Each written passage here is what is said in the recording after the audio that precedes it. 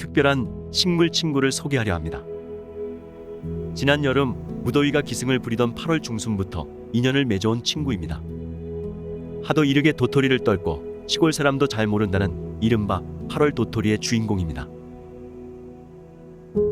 바로 신갈나무 도토리가 싹을 틔워 5개월 만에 이런 모습으로 자랐습니다.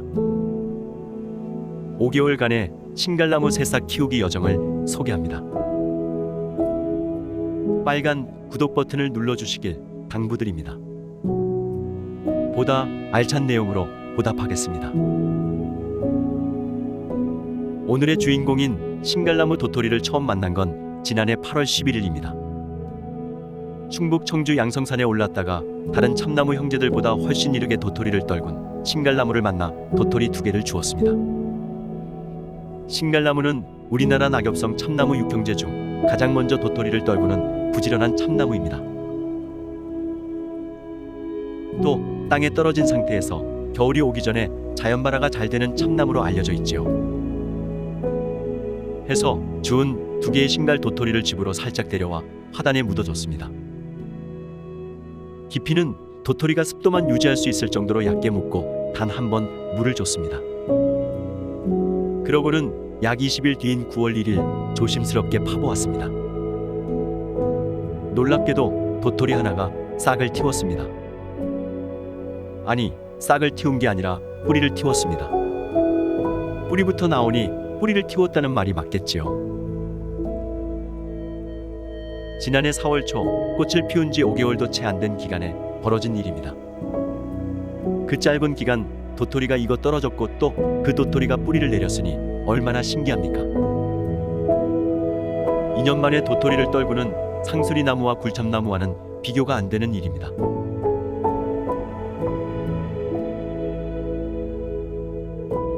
도토리가 빠지지 않을 만큼 주둥이가 작은 병을 구해 앉혀졌습니다.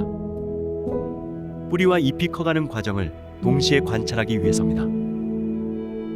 특히 참나무류의 특징인 무베저 씨앗의 특징을 고스란히 관찰해 보고 싶었기 때문입니다. 신갈나무를 비롯한 참나무류는 무베저 씨앗을 갖는 식물입니다. 따라서 배저지 없는 대신 떡잎을 갖고 있습니다. 이 떡잎의 영양분을 저장하고 있다가 발화할 때 이용합니다. 그래서 물 외엔 다른 영양분은 주지 않았습니다. 떡잎의 역할을 믿었기 때문입니다.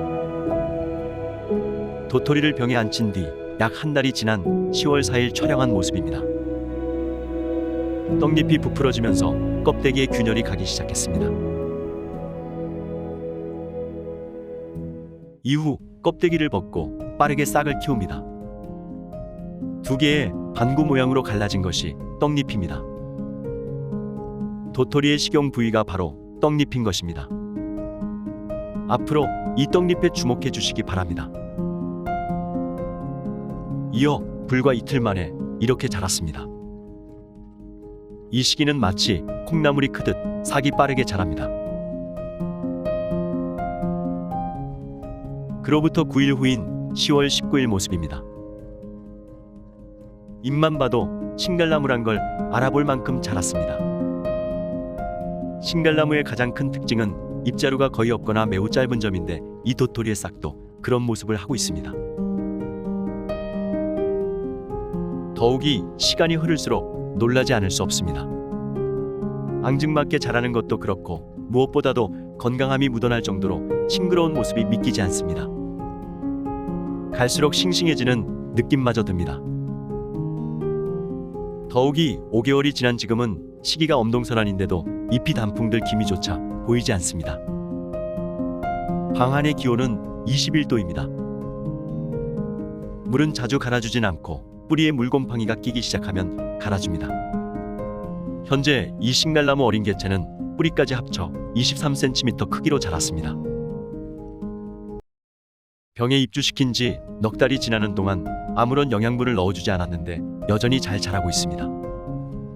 떡잎 덕분이겠지요. 떡잎은 처음보단 녹색을 많이 띠게 됐고 모양은 약간 쭈그러들었습니다. 싹과 이파리가 이렇게 크도록 떡잎은 큰 변화를 보이지 않는 게 더욱 신기합니다. 뿌리는 처음엔 희고 매끄러웠는데 갈수록 갈색이 짙어지고 실뿌리 외에 여러 개의 돌기가 자라고 있습니다. 아마도 뿌리가 빛에 노출돼 생기는 변화 같습니다. 이 돌기가 싹의 건강에 지장을 주는 건 아닌 것 같습니다. 그동안 신갈새싹을 관찰하면서 느낀 점은 신갈나무의 놀라운 생명력입니다. 우리나라 참나무의 약 80%가 신갈나무라는 말이 있듯이 신갈나무는 참나무류 중에서도 특히 번식력이 뛰어납니다. 그 번식력은 가장 먼저 도토리를 떨구는 부지런함에다 척박한 토양에서도 잘 자라는 질긴 생명력에서 비롯된다고 생각합니다. 길다면 길고 짧다면 짧은 시간 동안 참나무의 또 다른 매력을 느끼게 해준 신갈나무 친구에게 고마움을 전합니다. 시청자분들께서도 혹시 신갈나무 도토리를 접할 기회가 있으시면 이 같은 경험을 해보길 권해봅니다. 자연을 해칠 만한 정도가 아니라면 자연을 좀 더 이해하시는 계기가 될 것입니다. 그리고 우리나라 참나무류에 관해 좀 더 알고 싶으시면 제 채널에 관련 동영상이 몇 개 더 있습니다. 평생 안 잊는 참나무 구별법 1편과 2편, 8월 초에 도토리를 떨구는 참나무, 평생을 도토리를 달고 사는 참나무 등입니다. 시청해 주셔서 감사합니다.